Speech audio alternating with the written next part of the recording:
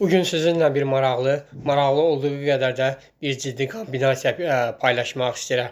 Bu şəkildə gördüyünüz kimi, əgər həyat cizgisi üzərindən bir xətt çıxıb sərçə barmağına doğru gedirsə, bu bir ticarət cizgisidir.